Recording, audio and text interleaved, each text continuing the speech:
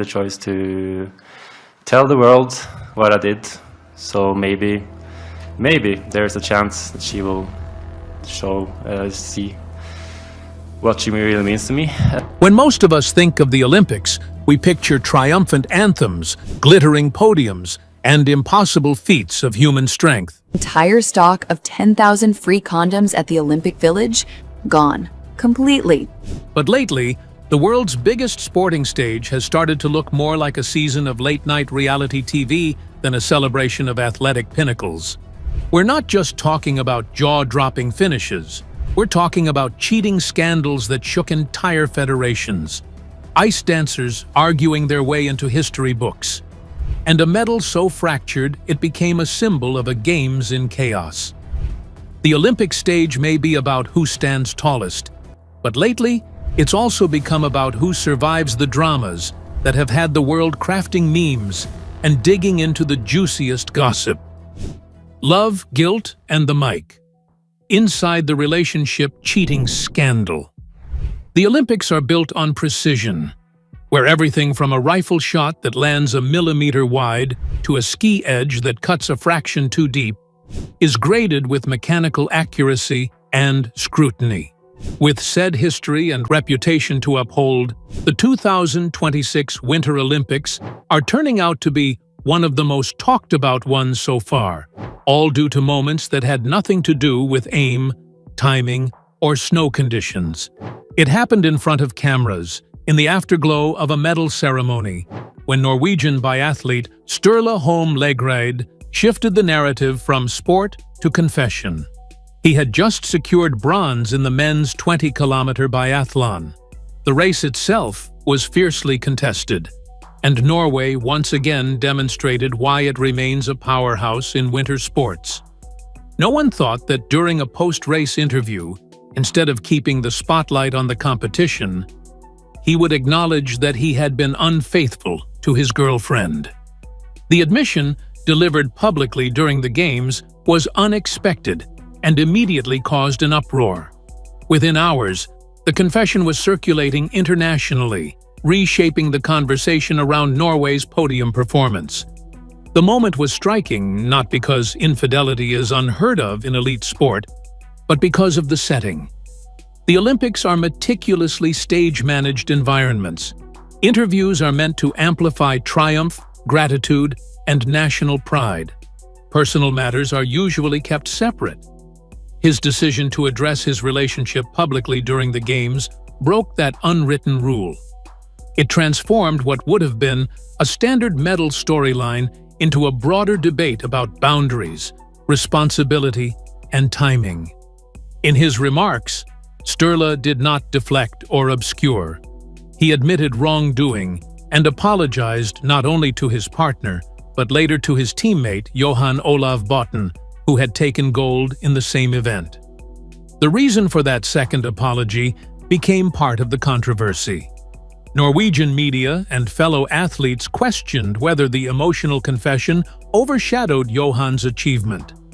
For a country that treats winter medals almost as civic milestones, redirecting attention away from gold was seen by some as misjudged. Among those who commented publicly was Johannes Thingnes Bø, one of Norway's most prominent biathletes. He reportedly described the timing as inappropriate, suggesting that the Olympic spotlight should have remained on performance rather than personal life. The critique was not about morality so much as optics. The Olympics are not only competitions, they are global broadcasts. Athletes represent nations, teams, sponsors, and federations. When personal revelations dominate headlines, the ripple effect extends beyond the individual. Norwegian outlets debated whether Sturla's honesty should be commended or whether it reflected poor judgment in a moment meant for collective celebration. International media framed the story as evidence that the 2026 Winter Games were already drifting toward off-field drama. Social media amplified both reactions. Some praised the vulnerability, others criticized the public nature of the admission. What made the episode particularly interesting to some was its ordinariness. There was no criminal accusation, no institutional cover-up, no doping violation.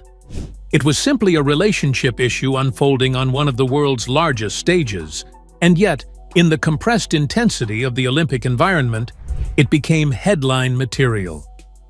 To understand why such a confession would erupt during the Games, it's important to consider the unique atmosphere of an Olympic village.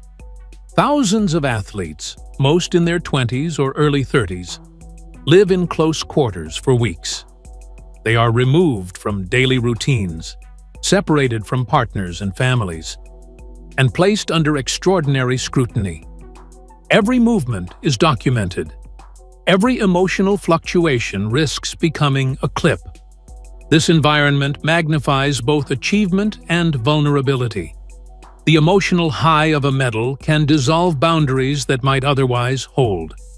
Athletes often describe the Olympics as unlike any other competition, an event where adrenaline, exhaustion, pride, and pressure collide. Decisions made in that context do not unfold privately. They unfold in front of microphones. Sturla's confession also occurred during a week when the Olympic Village was already the subject of lighter but highly publicized attention. The rapid depletion of free condoms provided to athletes. Reports that a whopping 10,000 supply had run out within 3 days became an international talking point. The striking connection that could be inferred between the two events was too difficult to ignore. On one hand, a biathlete publicly acknowledging infidelity. On the other hand, widespread reporting on the unexpectedly high demand for contraceptives. Objectively speaking, these two stories are not causally linked. There is no evidence tying his personal admission to the condom shortage. But culturally, they feed into the same narrative, the reminder that athletes are not monastic figures. They are adults navigating relationships, temptations, and mistakes under intense pressure. Part of the reason the interest goes so far lies in the modern appetite for behind-the-scenes storytelling. In an era when documentaries and athlete-focused streaming series peel back the curtain on training regimens and private lives, the line between sport and personal narrative has blurred. Fans are invited into vulnerability, but when vulnerability becomes a scandal, the reception shifts. His episode exposed a tension in how audiences expect Olympians to behave. They are celebrated for authenticity, yet judged harshly when authenticity complicates celebration. A medal win is supposed to be uncomplicated joy. A confession introduces moral ambiguity. For Norway, a nation deeply invested in winter sport identity, the situation was particularly sensitive. Norwegian biathletes are not niche figures. They are national icons. The country's dominance in cross-country skiing and biathlon forms part of its global sporting brand. When controversy intrudes, even of a personal nature, it becomes a matter of public discussion. Yet, it is equally true that nothing in the rules of the International Olympic Committee prohibits personal admissions. He did not violate competition standards. He did not compromise the integrity of the race. His bronze medal remains his. The controversy emerges from perception, the belief that the Olympic stage carries expectations beyond athletic performance. As the 2026 Winter Olympics unfolded, it became clear that headlines would not be confined to podiums and point totals. The combination of relationship scandal, viral discussion about life inside the village, and ongoing debates about judging signaled something broader. The Olympics have always contained private dramas behind closed doors. What is different now is visibility. Social media ensures that a few sentences in a mixed-zone interview can echo globally within minutes. Whether the moment will be remembered as courageous honesty or ill-timed indiscretion depends on perspective. What is indisputable is that it marked one of the first major off-field controversies of the Milan Cortina Games. The cheating scandal exposed how personal relationships can spill onto the Olympic stage. But let's take a look at what really unfolded inside the village itself. Valentine's Week goes viral. A logistical oversight became an international headline. During the opening week, organizers confirmed that the initial supply of free condoms distributed to athletes had run out within just a few days. The story might have remained a minor footnote, an administrative miscalculation quickly corrected. Instead, it exploded into one of the most widely shared non-competition narratives of the Games. Timing played a decisive role. The shortage occurred in the days leading up to Valentine's Day, giving media outlets an irresistible hook. Headlines blended sport, romance, and surprise in equal measure. Condom distribution at the Olympics is not new. The practice dates back to the 1988 Seoul Games, introduced as part of global public health efforts to promote sexual wellness and awareness of sexually transmitted infections. Over time, the initiative has become a well-known feature of the Olympic Village, almost a cultural footnote to the Games themselves. At Milan Cortina 2026, organizers reportedly provided approximately 10,000 condoms for an athlete population of roughly 2,800 competitors. By comparison, recent summer games, such as 2024, distributed hundreds of thousands of condoms. Winter Olympics traditionally see lower overall numbers due to smaller athlete counts, but even accounting for scale, this year's allocation proved insufficient. Within 3 days, supplies were depleted. Officials acknowledged the situation and moved quickly to restock. There was no formal policy change, no moral panic from the International Olympic Committee, and no disciplinary consequences. From a logistical standpoint, it was simply a matter of underestimating demand. But from a narrative standpoint, it became something much larger. The Olympics generate stories in predictable categories from broken records and medals won. A condom shortage fits none of those boxes, which is precisely why it gained attention. It shed some light on the village in a way that audiences rarely see. Behind every national uniform is a young adult living temporarily in close quarters with thousands of peers from around the world. Social media framed the shortage as evidence of Olympic romance in full swing. Memes circulated. Commentators joked about the most competitive event taking place off the slopes. Olympic organizers have historically framed condom distribution as a responsible, preventative measure. Athletes spend weeks away from partners and families. The village fosters social interaction across cultures and languages. Ensuring safe practices is a pragmatic response to reality, not an endorsement of behavior. This year, the issue was not whether condoms should be available, but whether planners had anticipated demand accurately. When placed alongside the relationship scandal involving Sturla Holm Lageryd, the shortage story fed into a broader perception.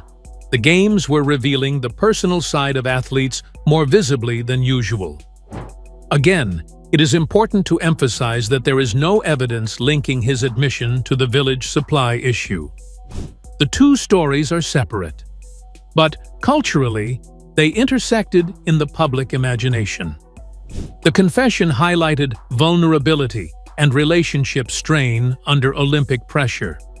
The shortage highlighted intimacy and social dynamics inside the village. Together, they painted a portrait of the Games not just as competition, but as a condensed social ecosystem. Athletes have long described the Olympic Village as a unique environment that is intense, celebratory, and emotionally charged. Years of preparation culminate in a narrow competitive window. Once events conclude, the emotional release can be powerful. Friendships form quickly. Interactions are heightened either by shared experience. The provision of condoms acknowledges that reality rather than ignoring it. If the early days of the 2026 Winter Olympics were defined by personal drama and viral village headlines, the most explosive controversy unfolded, where Olympic reputations are supposed to be decided cleanly. Judging discrepancies ignite ice dance firestorm. On the 11th of February, inside the Milano ice skating arena, France's Guillaume Cizeron and Laurence Fournier-Baudry captured Olympic gold in ice dance, edging out Team USA's Madison Chock and Evan Bates by just 1.34 points. The margin was razor-thin. In a sport where placements are often separated by tenths, the result alone was not extraordinary. What followed, however, was, within hours, analysts, former champions, and fans were combing through detailed score sheets. Allegations of judging discrepancies and even national bias spread rapidly.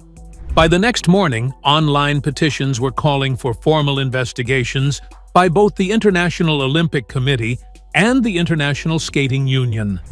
The phrase "Skategate 2.0" began trending in skating circles, invoking memories of the 2002 Olympic judging scandal.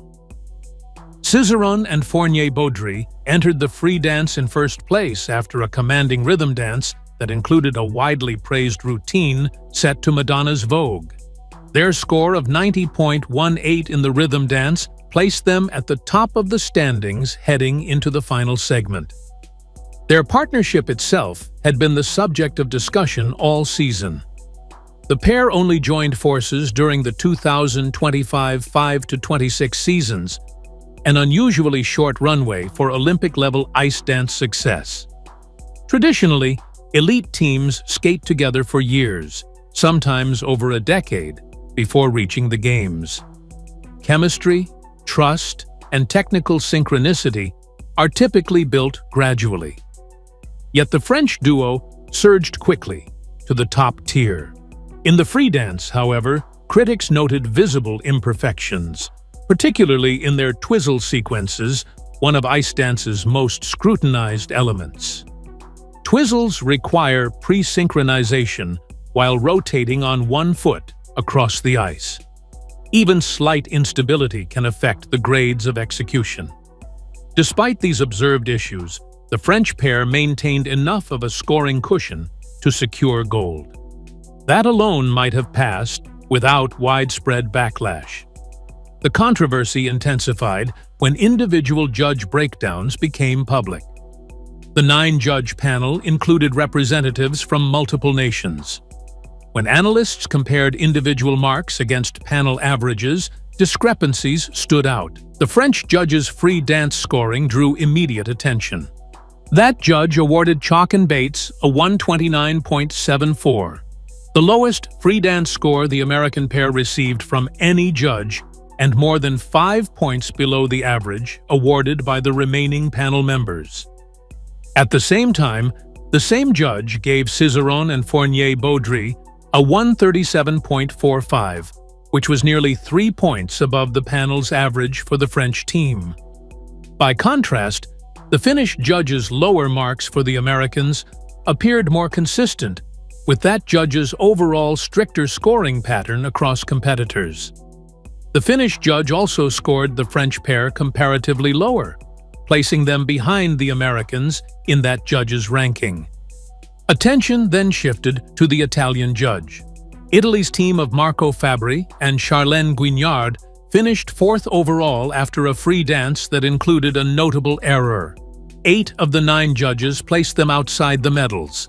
However, the Italian judge awarded them bronze, ranking them above Canada's Piper Gill and Paul Poirier, whose performances many analysts described as medal-worthy. The American judge, Janis Engel, also gave his national team the highest score among the panel at 137.67. However, that scoring attracted less criticism because Engel's mark for the French pair was nearly identical to the panel average, suggesting less deviation from consensus. These numerical discrepancies fueled the perception of national favoritism, even though no formal rule violations were confirmed. In figure skating's code of points system, Extreme outlier scores can be discarded in certain calculations, but public perception often operates independently of procedural safeguards. Marco Fabri publicly stated that while he typically preferred the French team's style, he believed Chalk and Bates deserved gold on that night. His partner, Charlène Guignard, echoed that sentiment. Former Olympic champion Nathan Chen, covering the event for media outlets, remarked that Chalk and Bates were the stars of the night, in his view. Chalk and Bates themselves remained composed during the medal ceremony, but expressed measured disappointment afterwards. Bates told reporters they felt they had delivered a gold medal performance, even if the final decision was beyond their control. Images circulated of fellow athletes consoling the American pair. Social media amplified emotional reactions. Within 24 hours, an online petition demanding an independent review gathered thousands of signatures, citing concerns about impartiality and referencing the 2002 scandal as a cautionary tale. Now, why was everyone so concerned about events in 2002? Let's take a look. Any discussion of Olympic figure skating controversy inevitably digs up the 2002 Salt Lake City scandal, when judging irregularities in the pair's competition led to the unprecedented awarding of duplicate gold medals and sweeping reforms to the scoring system. Since then, the ISU has implemented detailed scoring transparency, technical panels, and anonymous judging structures designed to prevent manipulation. This year's winter controversy does not involve confirmed collusion or rule-breaking, but the memory of the last scandal lingers. It is important to emphasize that no official investigation has concluded that the 2026 ice dance results violated rules. The scores still stand. Currently, Cizeron and Fournier-Baudry remain Olympic champions. Yet the debate shows that a fundamental tension still exists. Unlike downhill skiing or speed skating, ice dance blends athletic precision with artistic interpretation. Program component scores, from evaluating skating skills, performance, composition, and interpretation, inherently contain subjectivity. When medal margins are razor-thin, even legitimate variations in interpretation can appear suspect. In the broader context of the Milan Cortina Games, which is already marked by relationship scandals and viral village stories, the ice dance controversy reinforced the idea that the current Olympics have been behaviorally questionable. Fractions of a point have joined confessions and headlines in shaping the narrative.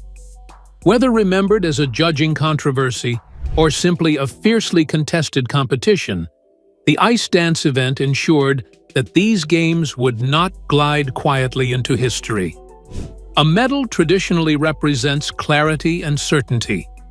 You are the best on the day. In timed events, the clock provides certainty.